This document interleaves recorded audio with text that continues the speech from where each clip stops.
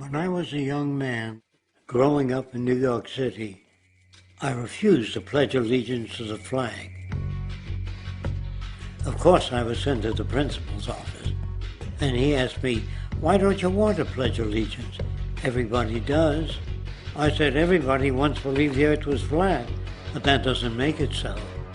I explained that America owed everything it has to other cultures and other nations, and that I would rather pledge allegiance to the earth and everyone on it. Needless to say, it wasn't long before I left school entirely, and I set up a lab in my bedroom.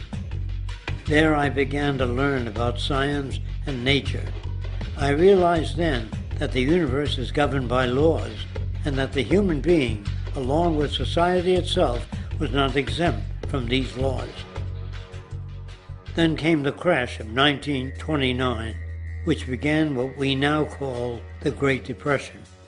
I found it difficult to understand why millions were out of work, homeless, starving, while all the factories were sitting there.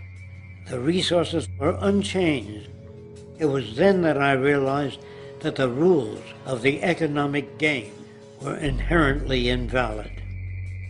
Shortly after came World War II, where various nations took turns systematically destroying each other.